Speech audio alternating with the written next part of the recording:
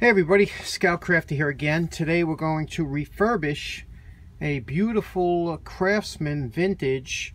I think it's this is the date code over here. It's 1144, so that would be November 1944. It's a Craftsman Circle H. You could see here.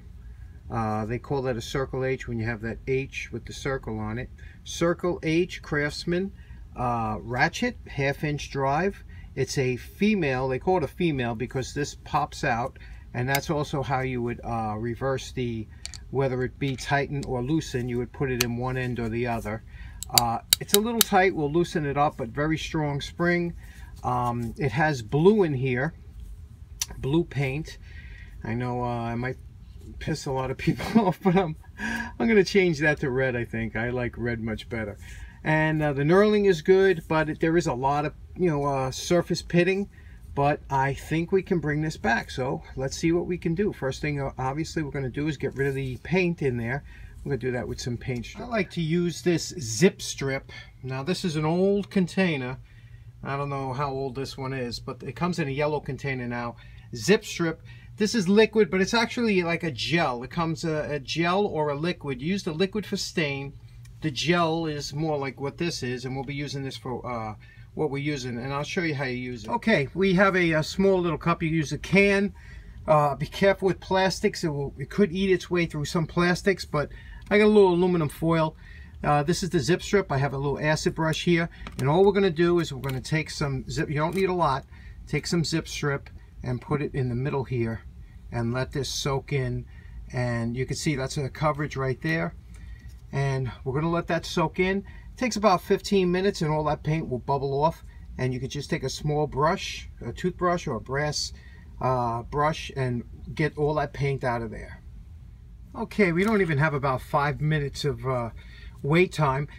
Here's the little brush, the wire brush, and you can see by just scraping it in here, you could see it makes quick work of removing all that paint or anything. Anytime you have paint on metal or wood, this stuff really works great.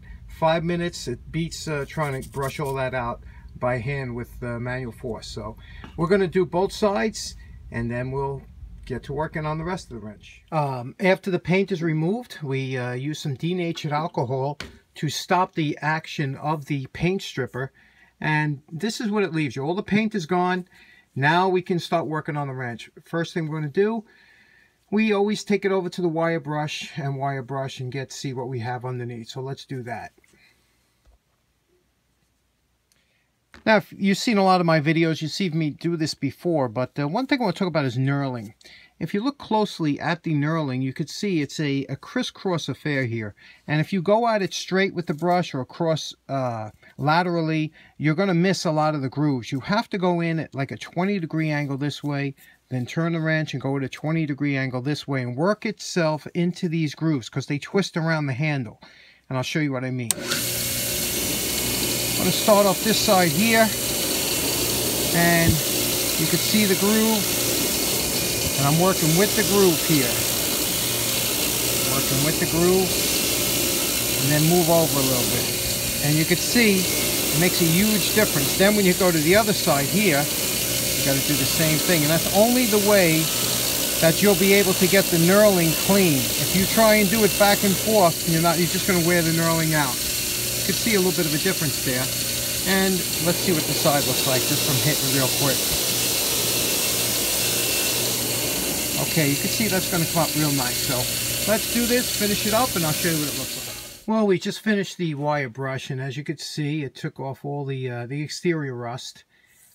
We still have some major pitting going on. That's from hand oils and things like that. You could see around here, around the base. You could see all kinds of pitting around the top of the head. A little pitting on around the logo, and especially on the sides where you would see where your hand oils would get there. That's what eats through all this. That's what creates all the pitting. So here's my choices. Before you take it over to the buffer to get it shiny, you got to get rid of all these pittings. So we'll go over to the belt sander. Okay, we're at the belt sander. We have a very worn down 80 grit belt. We move the back plate back because this has a lot of curved surfaces, so we don't want to rest on this. We covered up the ratcheting device here. We don't want any grit or anything getting in there because it's a sealed unit and it would be hard to get it out of there. Remember now, the only reason we're doing this is because of the terrible pitting. So I'm going to show you real quick what we can do just with a little bit of I'm going to turn this on. We're going to feed it in slowly, rotating it, and see where we can get till. Now you can see the difference, right? That's why we use the belt sander. Okay, I'm going to finish up, see what I can get with it. I might have to do some hand sanding, and then we'll see what it looks like before we go to polish. Okay, we just finished with the Warn 80 belt, and you can see it took off all the most of the pitting. I could keep going, but now we got to go to the finer belt to get rid of some of these light scratches that are left in there. So we're going to go down to a smoother belt, maybe a 240 or something like that. Okay, it's coming real nice.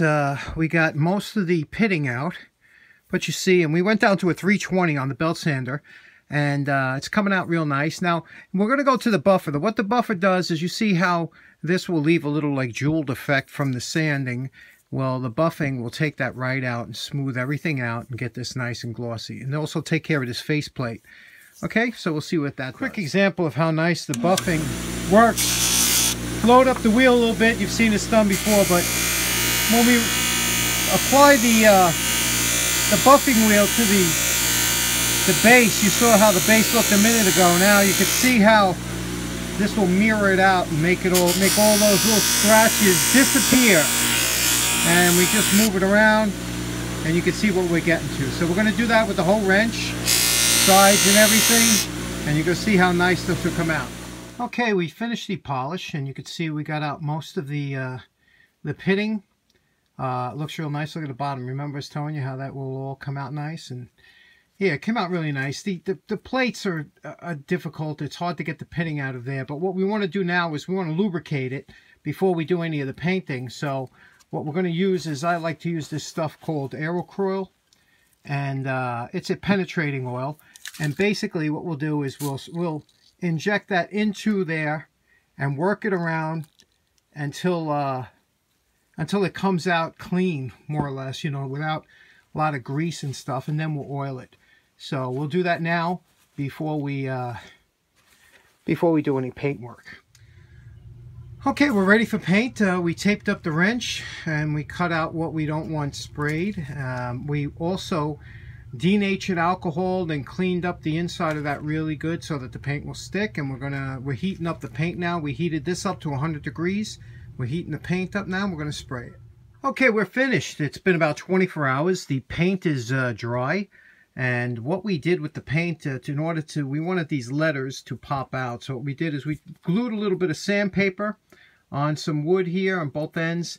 And we were able to easily get the paint off. And anything we couldn't get off there, we took a small nail and we ground down, you could see, ground down the head into a point, and then we were able to pick off any paint that was there on the letters so that they pop like that you'll be able to see it. So there it says, you know, forged. It says the JS model 1144 and made in USA. Now you can see the polish, and the wrench came out really nice.